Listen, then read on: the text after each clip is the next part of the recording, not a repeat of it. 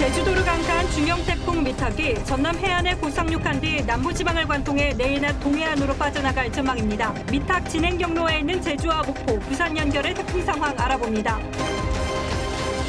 북한이 오늘 아침 강원도 원산 북동쪽 해상에서 잠수함 발사 탄도미사일 SLBM으로 추정되는 발사체를 발사했습니다. 최대 고도 910km로 비행해 정상 발사했을 경우 최대 사거리 3,000km로 미국 본토 공격도 가능할 것으로 분석됩니다. 최순실 씨를 고발했던 투기자본감시센터가 조국 장관이 66억 5천만 원의 뇌물을 받았다고 주장하며 조 장관 등 7명을 고발했습니다. 앞서 조 장관을 비판했다 내부 징계 위기에 처한 김경률 전 참여연대 위원장은 TV조선 취재진에 나를 징계하면 참여연대가 창피한 것이라고 말했습니다. 경찰이 화성 연쇄 살인 사건 용의자 이춘재가 살인 14건에 이어 30여 건의 성범죄도 저질렀다고 자백한 것에 대해 신빙성 검증을 벌이고 있습니다. 이춘재 자백에는 프로파일러와 DNA 증거가 결정적 역할을 했습니다. 경기도 파주농가 두 곳에서 닷새 만에 아프리카 돼지열병 확진 판정이 나오면서 잠잠했던 돼지열병이 다시 확산 조짐을 보이고 있습니다. 확진 농가는 11곳으로 늘었습니다.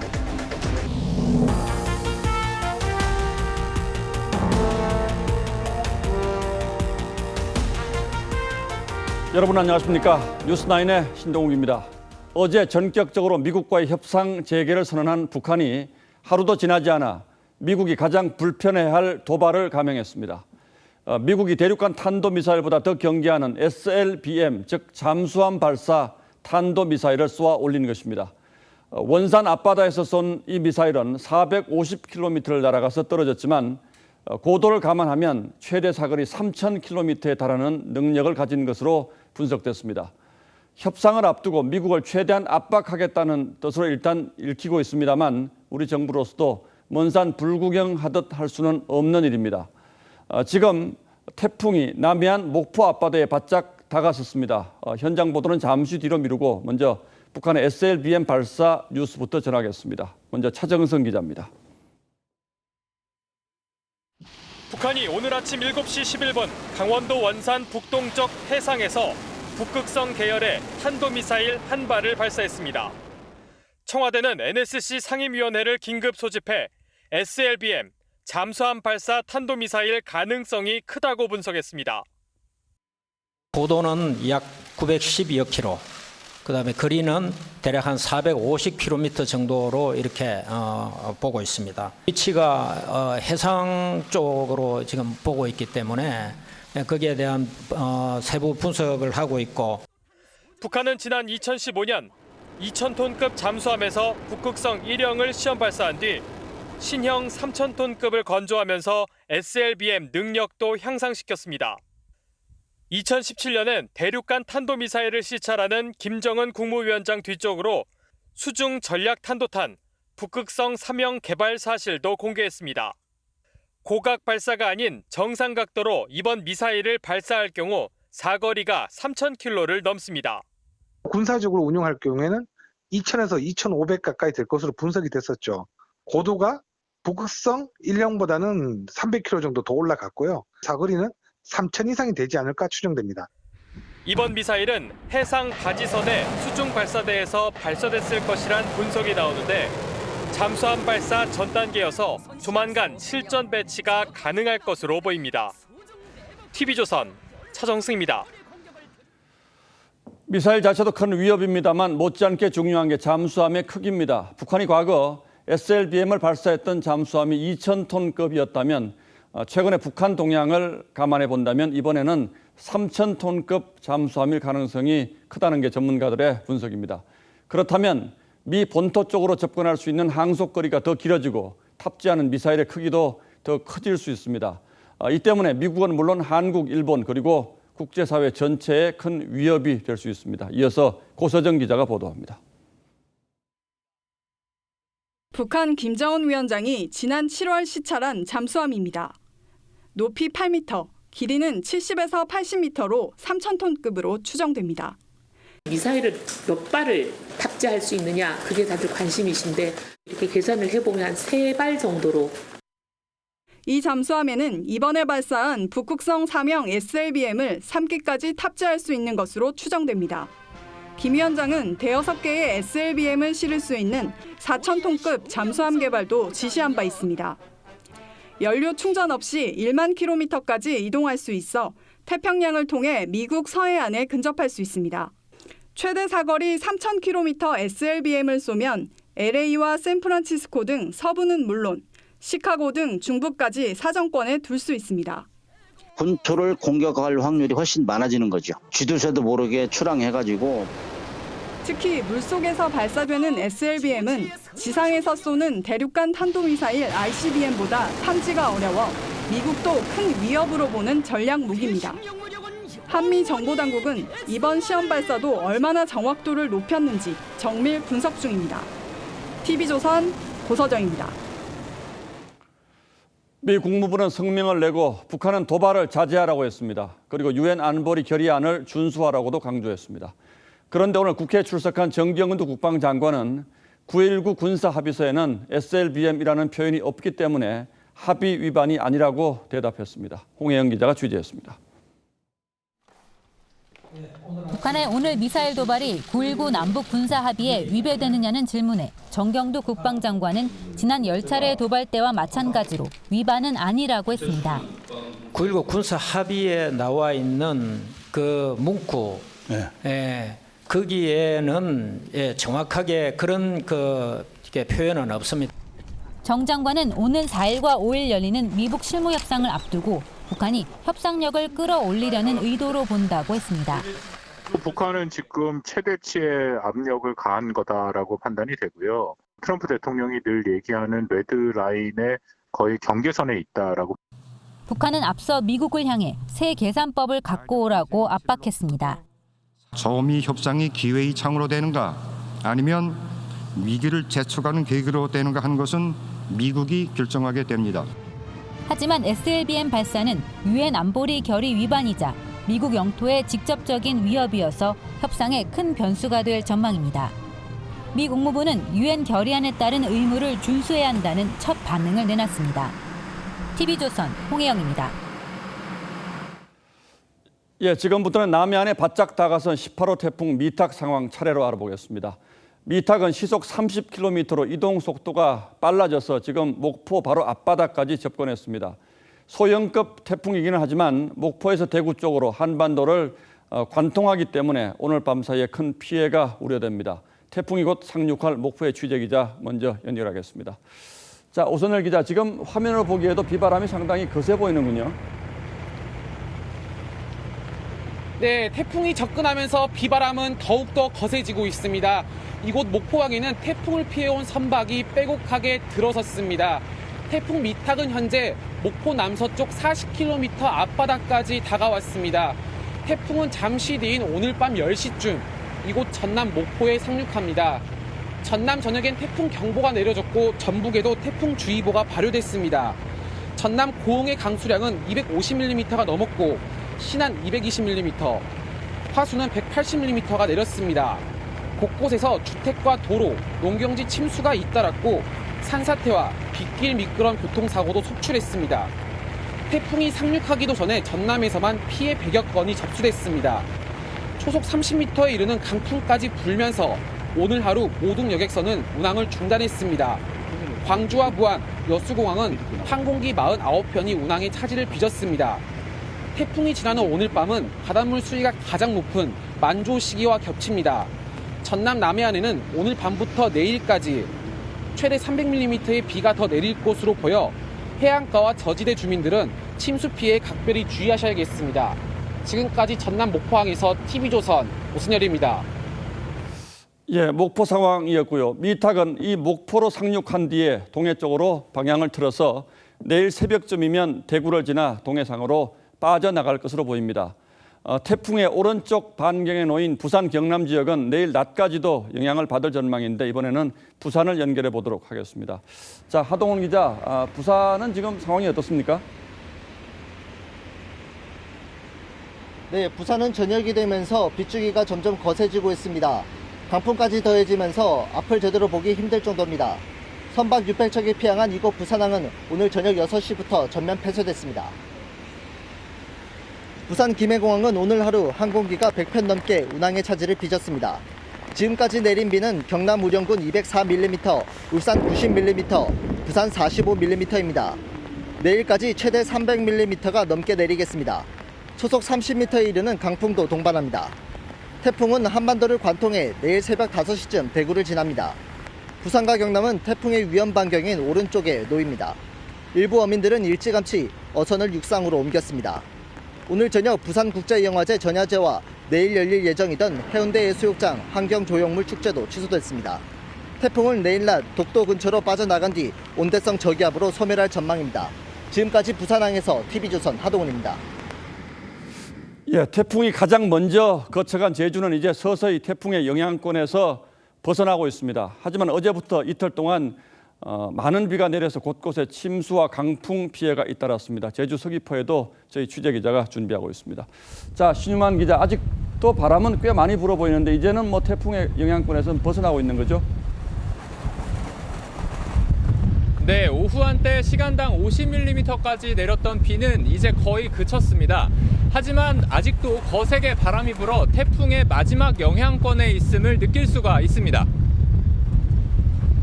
비는 오늘 새벽부터 늦은 오후까지 계속해서 내렸습니다.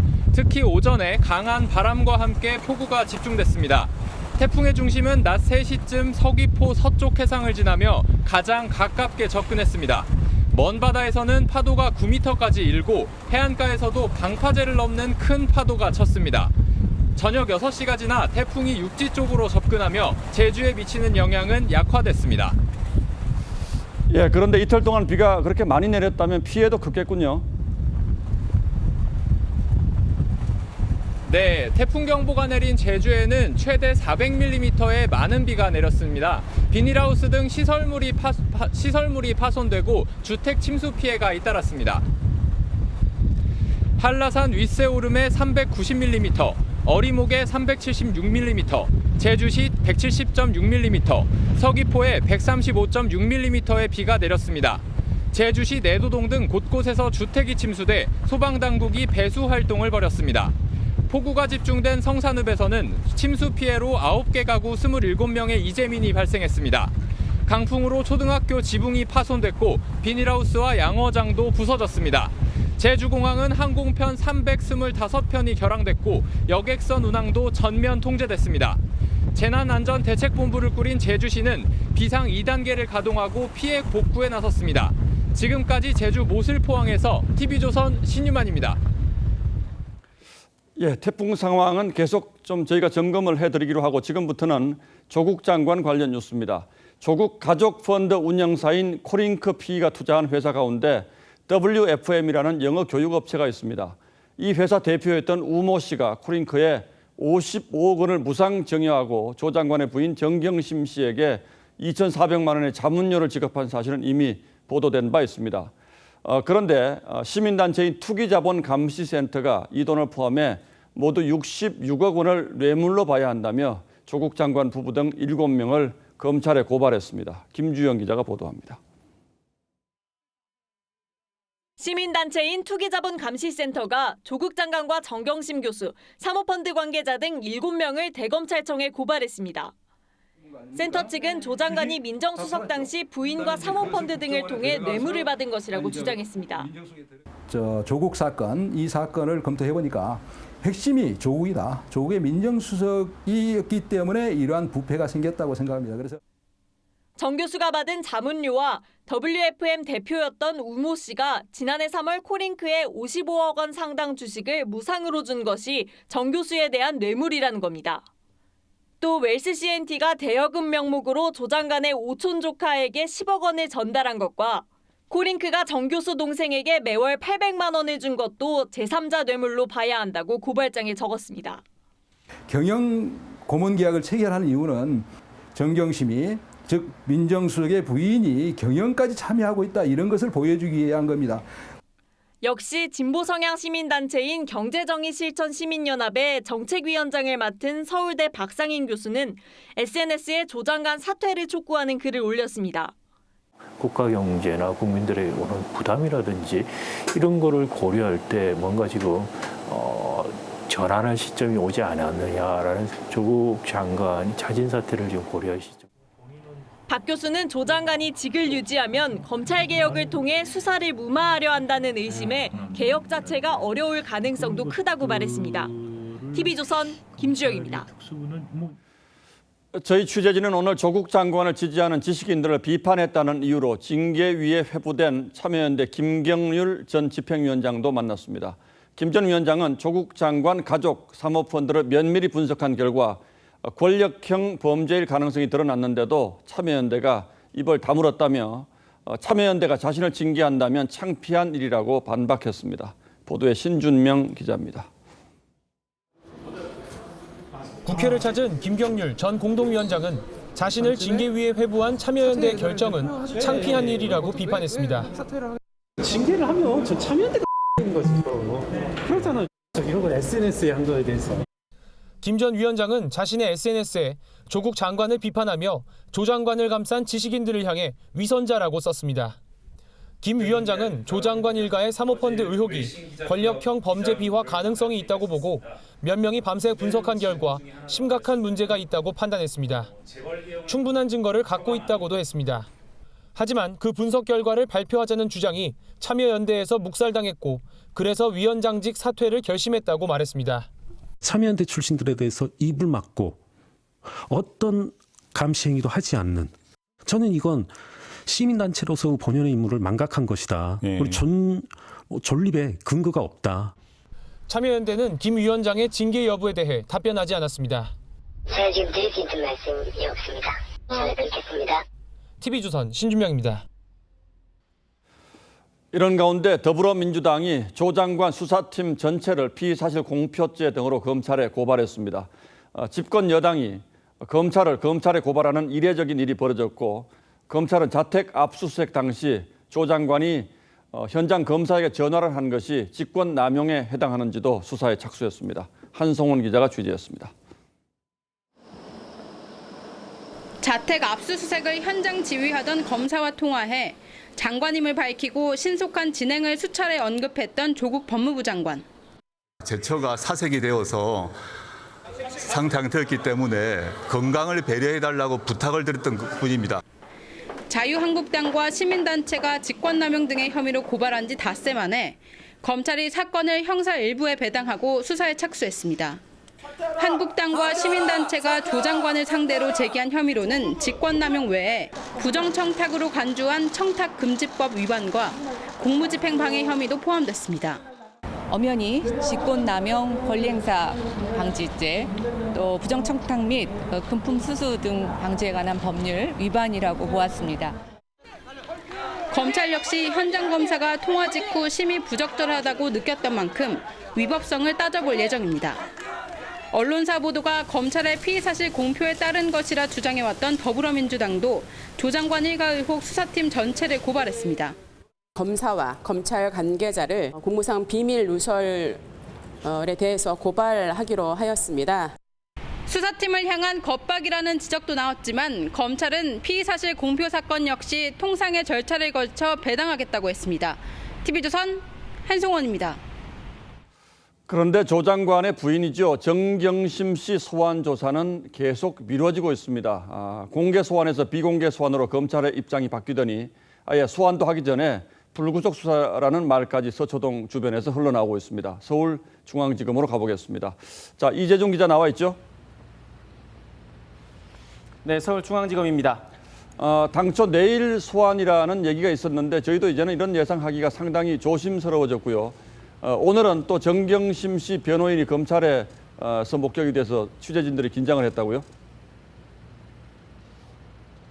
네, 그렇습니다. 정경심 씨의 변호인인 이인걸 변호사가 오전 10시 30분쯤에 이곳 서울중앙지검에 방문을 했습니다. 20분 정도 머물렀는데 당시 상황 함께 보시겠습니다. 몰라요. 네.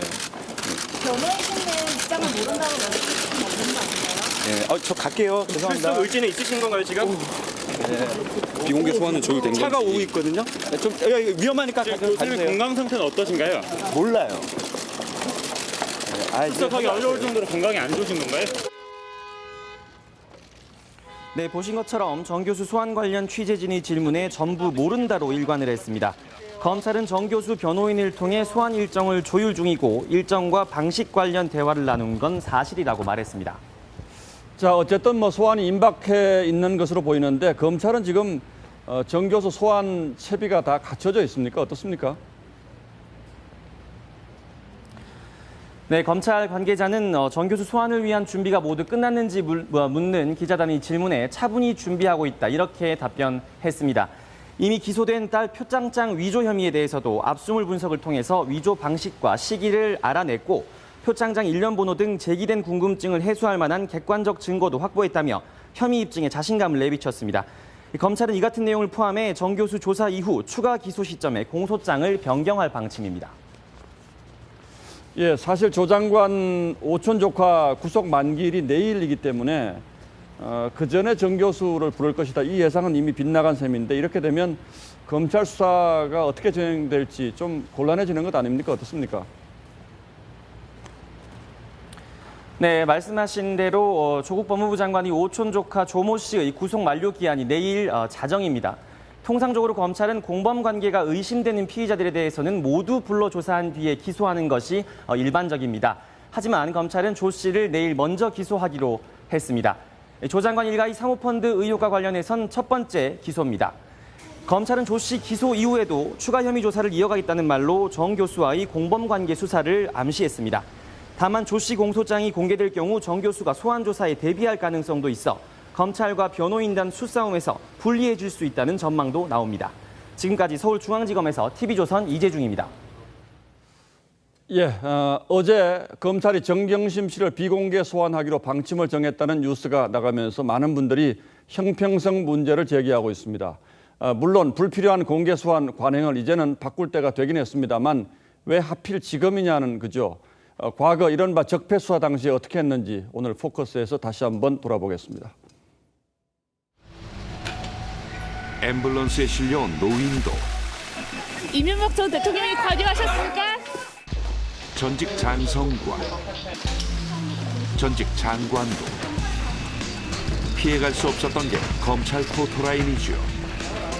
검찰은 법무부 훈령에 따라 공적 인물인 경우 소환 사실이 이미 언론에 알려졌거나 촬영 경쟁으로 인한 불상사가 예상될 때만 예외적으로 공개할 수 있도록 하고 있습니다.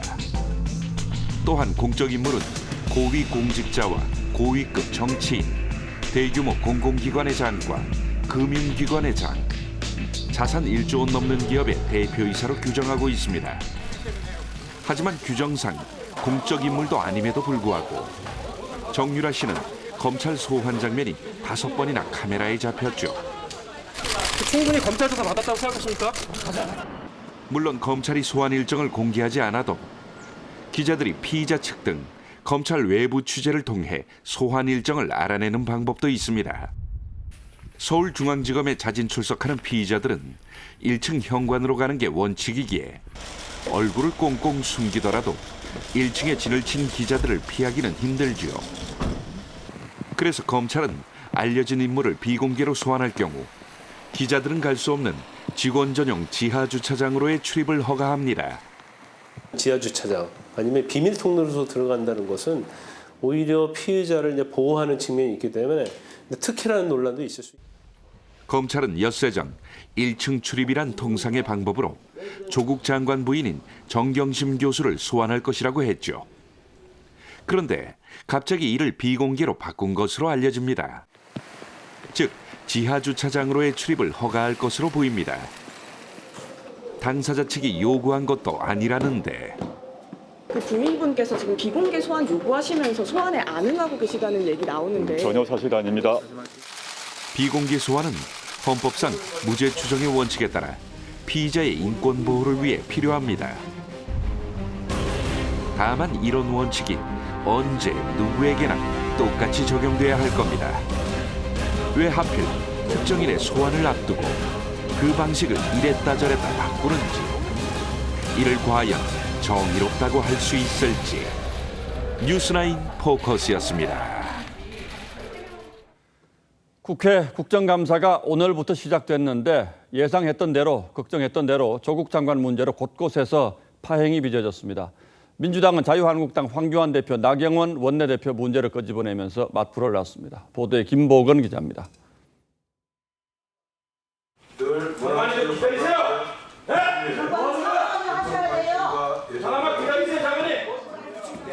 국회 문체위에서는 조국 장관 의혹과 관련한 증인 채택을 두고 공방을 벌이다 한국당 의원들이 퇴장했습니다.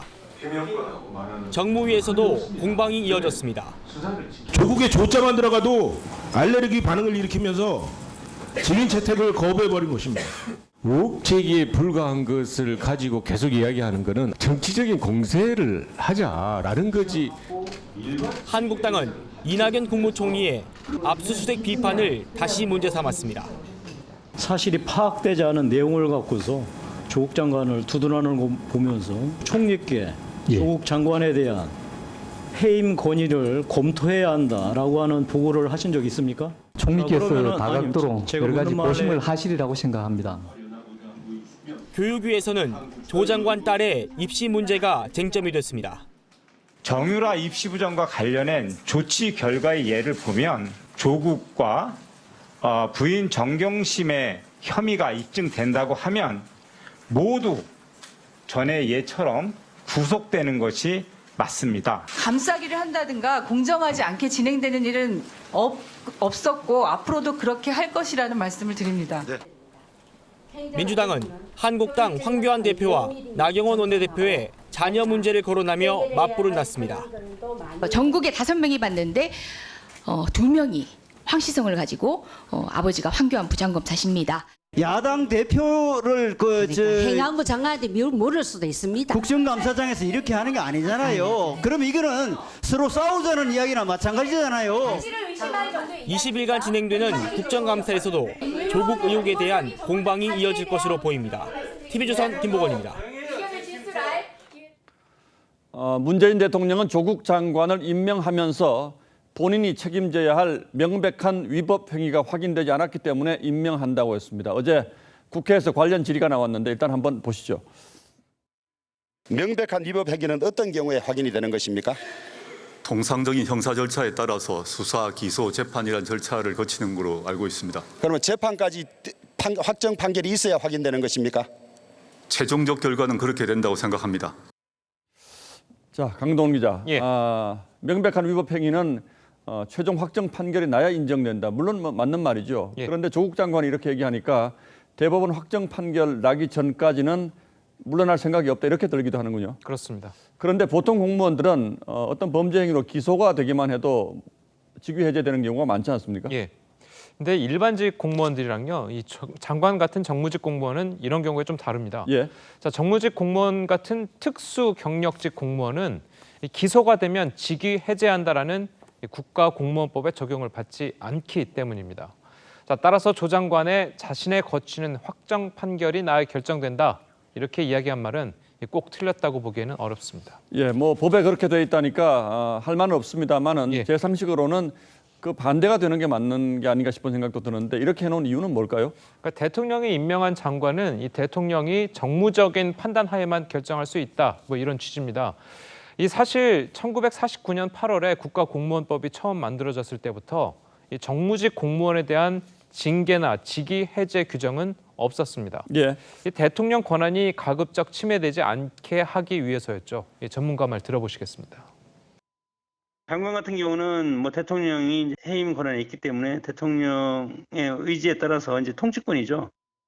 자, 그래서 최근에는 수평적인 권력을 위해서 이 정무직 공무원들도 직위 해제할 수 있는 이 국가공무원법 개정안이 국회에 발의돼 있습니다.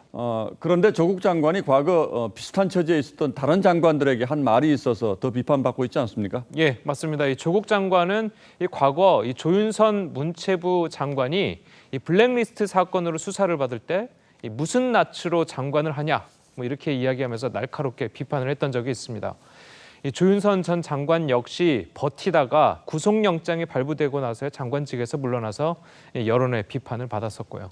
자, 물론 안 그랬던 사례도 있습니다. 이 김대중 정부에서 이 문화관광부 장관을 했던 박지원 의원은 한빛은행 불법 대출 사건으로 장관직을 사퇴하고 검찰 조사를 받았고요.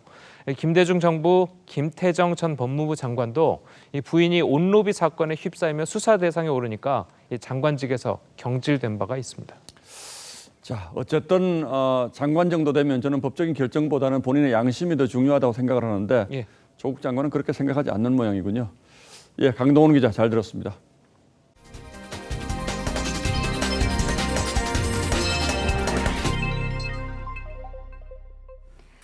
TV조선은 그동안 화성 연쇄살인 사건 용의자의 신상을 공개하지 않았지만 이 용의자가 자신의 범행을 자백함에 따라 이름과 얼굴을 공개합니다. 이름 이춘재, 이 짧은 상고 머리와 그리고 날카로운 눈매가 우리가 몽타주에서 봐왔던 모습과 흡사합니다. 자백을 이끌어낸 건 역시나 DNA였습니다. 이춘재는 DNA 증거를 들이밀자 이런 날이 올 줄 알았다는 말을 하면서 화성 사건 외에 살인은 5건, 성범죄는 30여 건 더 저질렀다고 자백했습니다. 프로파일러 9명도 큰 역할을 했습니다. 먼저 김승동 기자가 이춘재의 자백 과정을 설명합니다. 이춘재는 줄곧 범행을 부인해왔습니다. 하지만 지난주부터 태도를 바꾼 것으로 전해집니다. DNA 증거는 이춘재가 자백한 결정적인 계기가 된 것으로 알려졌습니다. 이춘재는 경찰 대면 조사에서 DNA 증거가 나왔다니 할 수 없다며 언젠가 이런 날이 와 내가 한 일이 드러날 줄 알았습니다라고 말한 것으로 전해졌습니다. 이춘재의 자백을 이끌어낸 데는 베테랑 프로파일러의 역할도 컸습니다. 이춘재는 프로파일러와 신뢰감을 형성하며 입을 열기 시작했습니다. 연쇄살인범 강호순의 심리 분석을 맡았던 프로파일러 등 9명이 투입된 결과였습니다. 강호순이가 그랬고 이춘재의 경우에도 경찰과 라포가 상당히 잘 형성되었다라고 볼 수가 있고 그래서 경찰이 아는 것보다 더 많은 정보를 제공하지 않았나. 이 씨는 결국 화성 사건을 포함해 모두 14건의 살인을 저질렀다고 자백했습니다. 또 살인 외에도 30여 건의 성범죄를 저질렀다고 털어놨습니다. 이 씨가 범행을 한 기간은 군에서 제대한 1986년부터 처제 살인 후 수감된 1994년까지 8년 동안입니다. 경찰은 이 씨가 오래전 기억에 의존해 자백한 만큼 수사 기록 등을 확인하고 있습니다. TV조선 김승돈입니다. 앞서 보셨듯 이춘재가 5건의 추가 살인 범행까지 보태서 자백을 했다는 점이 눈에 띄는데 이번에는 이 5건의 사건에 집중을 해보겠습니다. 이춘재의 당시 행적을 바탕으로 범행 시기를 추정을 해서 이춘재 범행 수법과 비슷한 미제 사건을 찾아보니까 경기 수원과 충북 청주에서 일어난 사건이 유력해집니다. 김다로 기자입니다. 경부고속도로 충북 청주시 구간입니다. 고속도로 확장 공사를 하던 1992년 4월 이곳에서 20대로 보이는 여성이 숨진 채 발견됐습니다. 피해자의 옷가지로 손을 묶는 등 화성 연쇄살인 수법과 비슷했습니다. 청주에는 1991년부터 94년 사이 살인 미제 5건이 있습니다. 이 가운데 2건의 범행 수법이 화성 사건과 비슷합니다. 91년부터 94년은 마지막 화성 사건부터 이춘재의 처제 살해 시점까지의 공백 기간과 겹칩니다. 근데 여자 사체가 나왔는데 그때 반지 하나 나왔어요. 인적사항도 안 나오고. 묶어놓은 건 아는데. 수원에서도 1987년부터 89년 비슷한 수법의 여고생 살해 사건이 잇따랐습니다. 수원은 이춘재가 고등학교를 다닌 곳으로 사건 현장은 화성에서 10km 정도 떨어진 곳입니다. 그 실제의 범행 방법의 매듭이 동일하느냐. 동일하다고 본다면 결국은 용의자 살인범이다. 경기 남부경찰청은 최근 충북경찰청으로부터 당시 사건 자료를 넘겨받은 것으로 알려졌습니다. 경찰은 이춘재가 자백한 추가 범죄가 실제 사건과 일치하는지를 조사하고 있습니다. TV조선 김다로입니다. 자, 그렇다면 이춘재가 화성 연쇄살인 사건은 자신과 관련이 없다고 버티다가 자신의 범행 장소에 대해서 그림까지 그려가면서 자세히 자백하는 이유는 뭘까요? 이 용의자로 특정된 이후에 가석방 희망이 사라졌고 또 이미 공소시효가 지난 만큼 범행을 시인해도 형량에 영향을 미치지 않는다는 점도 자백의 결정적 원인으로 보입니다. 계속해서 주원진 기자가 보도합니다. 이춘재는 경찰 대면 조사에서 자발적으로 진술 중입니다. 증거나 수사 기록을 보지 않고 스스로 기억해 자백하고 있습니다. 이춘재는 자백한 범행의 시기와 장소도 특정했습니다. 범행 장소는 그림까지 그려가며 설명한 것으로 전해집니다. 심경에 변화가 생겼기 때문인 것으로 보입니다. 이춘재는 1994년 처제살인 사건으로 구속된 뒤 25년 동안 구치소에서 복역했습니다. 앞으로 3년만 더 복역하면 가석방 대상이 될 수 있습니다. 이춘재는 가석방 가능성이 높은 1급 모범수였습니다. 하지만 DNA 결과 등 과학적 증거를 들이대자 결국 자포자기한 것으로 추정됩니다. 형이 변경될 가능성은 없다라는 것을 설득을 당했을 걸로 보이고 이게 얼마나 확증적인 것인지 DNA라는 게 뭔지 이런 것들도 아마 이해를 시킵니다. 그렇지만 이춘재의 자백은 효력이 없습니다. 추가로 진술한 살인사건과 성범죄 30여 건도 공소시효가 지났습니다. 모두 사실이라 하더라도 기소도 처벌도 불가능합니다. 잡았으면 그냥 좋아했지. 잡았으면 못 잡고 그냥 여지껏 모르고 돌아간 거니까 간이 맺히고. 경찰은 그러나 사건의 실체적 진실을 밝히는 게 중요하다며 진술의 사실 여부를 끝까지 조사한다는 계획입니다. TV조선 주원진입니다. 잠잠해지나 싶었는데 5일 만에 경기도 파주 농장 두 곳에서 아프리카 돼지열병 확진 판정이 나오는가 하면은 잠시 전 경기 김포에서도 의심 신고가 추가로 접수되는 등 확산 조짐을 보이고 있습니다. 특히 오늘 확인된 파주 확진 농장은 무허가로 최근에도 돼지에게 금지된 잔반 급여를 하는 등 기본적인 방역 조치도 하지 않은 것으로 확인됐습니다. 홍현주 기자입니다. 중장비가 쉴 새 없이 움직이고 살처분된 돼지 사체가 차례차례 땅속에 묻힙니다. 경기도 파주시 파평면의 이 농가에서 폐사한 돼지가 오늘 새벽 아프리카 돼지열병 확진 판정을 받았습니다. 파주 적성면에서도 추가로 확진 농가가 나왔고 오후엔 의심 신고도 접수됐습니다. 경기, 강원, 인천을 대상으로 48시간 일시 이동 중지 명령을 발령하였습니다. 닷새 만에 확진 판정이 다시 나오며 발병 농가는 11곳으로 늘었습니다. 파주에서는 1차, 4차 농가에 이어 4번째 확진입니다. 파주 지역 돼지 11만 마리의 절반이 넘는 5만 7천여 마리가 살처분 대상이 되면서 농민들은 충격에 빠졌습니다. 여기 분들은 그렇게 짐작을 많이 하고 있어요. 비가 온다니까 또 빗물에 초비상한 상태로. 특히 적성면의 11차 확진 농가에선 방역망의 허점을 그대로 드러냈습니다. 18마리를 키우는 소규모 무허가 농장으로 금지된 잔반급여를 여전히 하고 있었고 야생 멧돼지를 막기 위한 울타리도 없는 상태였습니다.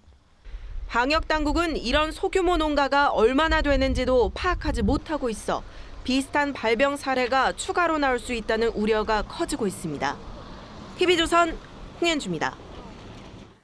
유명 여배우에게 전화를 걸어 성적 발언을 내뱉은 남성이 해당 여배우의 고소로 경찰에 붙잡혔습니다. 이 남성은 평범한 회사원이었는데요. 과거부터 낯선 여성들에게 전화를 걸어서 성희롱을 해왔던 것으로 확인됐습니다. 최민식 기자가 단독 취재했습니다. 유명 배우들이 소속돼 있는 서울의 한 연예 기획사입니다. 2달 전 이곳 소속 여배우인 A씨는 발신자 제한 표시로 걸려온 전화 한 통을 받았습니다. 지인의 장난이라 생각한 A씨는 대화를 이어갔지만 상대 남성은 대화 수위를 높여갔고 급기야 성관계를 요구하는 취지의 발언을 반복한 것으로 전해졌습니다. 지난 8월 A씨는 전화상으로 성희롱을 당했다며 경찰에 수사를 의뢰했습니다.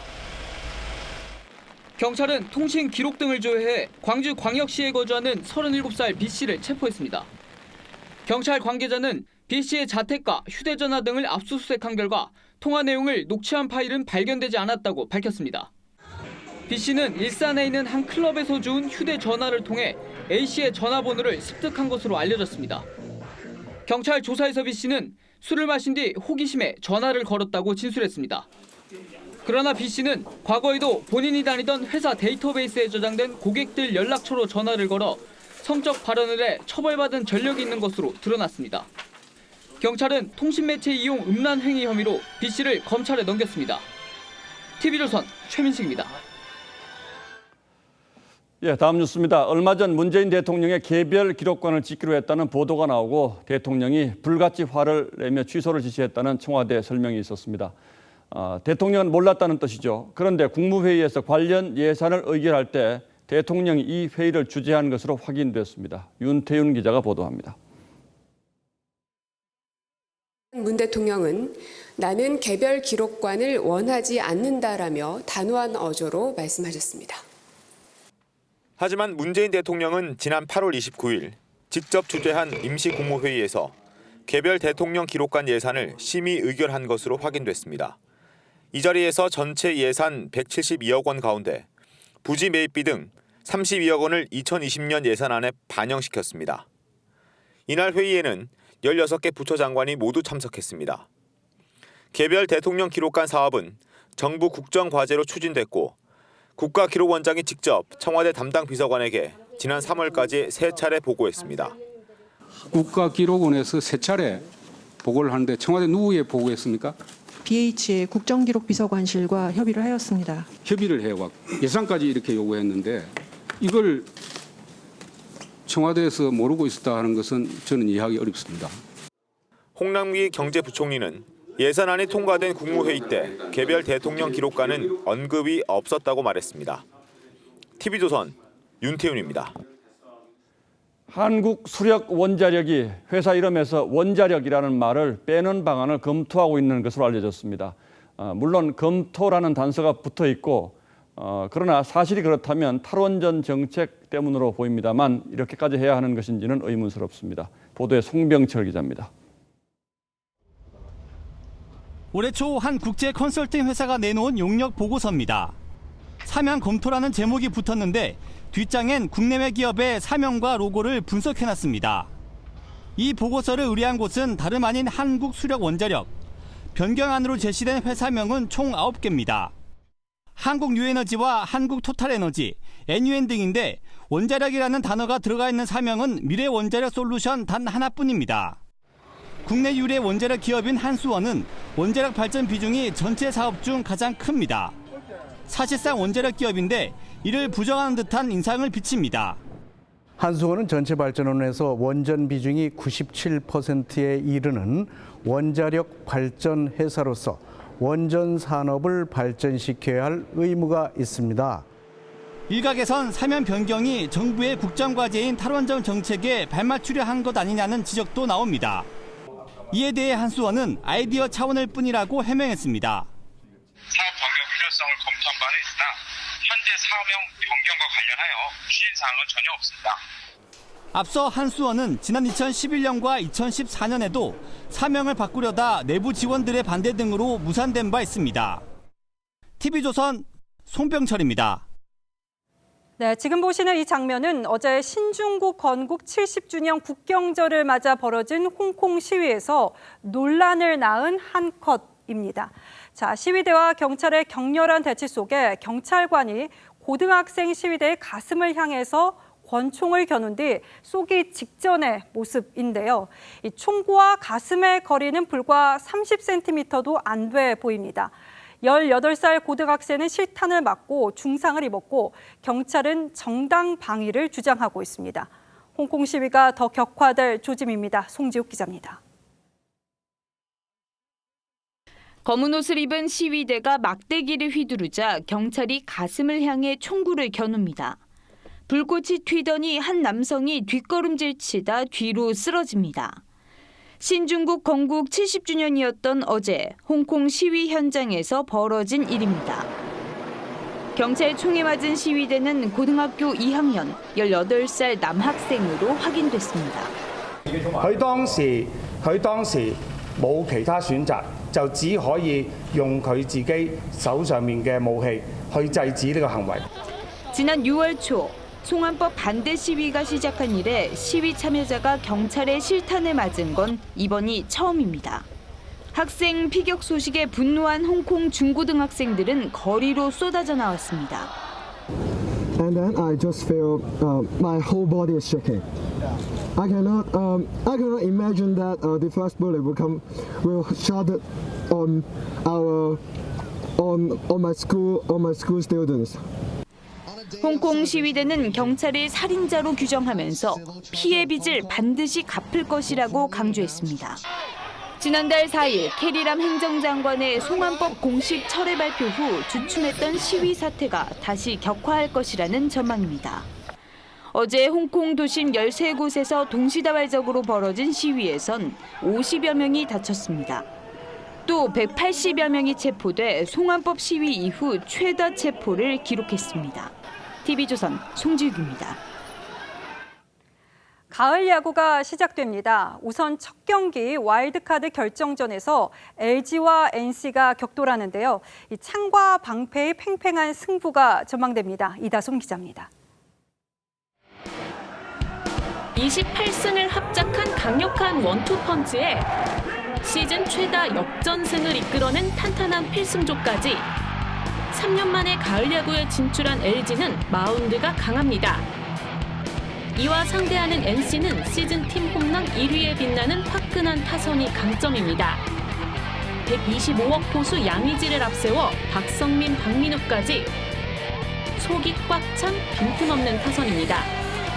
말 그대로 창과 방패의 대결인 2019 와일드카드 결정전. 선발 투수로는 LG가 켈리, NC가 프레드릭을 예고했습니다. 올 시즌 두 선수 모두 2점대 평균 자책점을 기록했습니다. 타선에선 4번 타자 맞대결이 흥미진진합니다. 두산에서 함께 우승컵을 들어올렸던 2006년 두산 입단 동기 김현수와 양의지가 가을 무대에서 처음으로 적이돼 격돌합니다. 올 시즌 리그에서 8승 8패로 팽팽한 승부를 펼쳤던 LG와 NC. 역대 포스트 시즌 기록도 3승 3패로 양보가 없었습니다. 잘 뭉칠 수 있게끔 한번 노력해보겠습니다. 실수 안 하면 충분히 좋은 경기 할 수 있을 것 같아요. 시즌 4위로 1승을 먼저 안고 시작하는 LG는 1승만 더하면 준 플레이오프에 진출합니다. NC는 2승이 필요합니다. TV조선 이다솜입니다.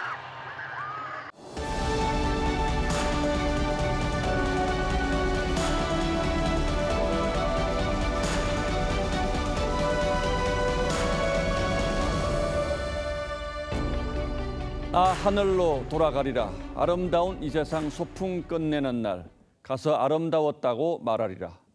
천상병 시인은 가난마저 행복으로 여기며 살다 미련 없이 떠났습니다. 그런가 하면 박정만 시인이 떠나며 남긴 시는 딱 두 줄입니다. 나는 사라진다. 저 광활한 우주 속으로.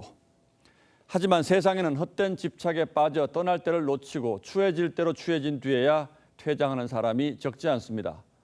그런 사람들을 옹호하고 응원하는 처세술이 청나라 말기 후흑학이라는 겁니다. 하늘이 내려준 두꺼운 낫가죽과 시커먼 속마음을 써먹지 않으면 천하의 어리석은 일이라며 후흑의 3단계 경지를 말하죠. 그 2단계가 낯이 두껍다 못해 견고해 다른 사람 공격에 미동도 안 하는 것이고 최고인 3단계는 낯 두께와 속마음 색깔을 아예 알아볼 수가 없는 경지를 말합니다. 무협지에 비유하자면 내공이 전륜한 고수가 파리 한 마리 못 잡을 것 같은 백면서생의 얼굴을 하고 있는 것, 바로 그 경지를 말합니다.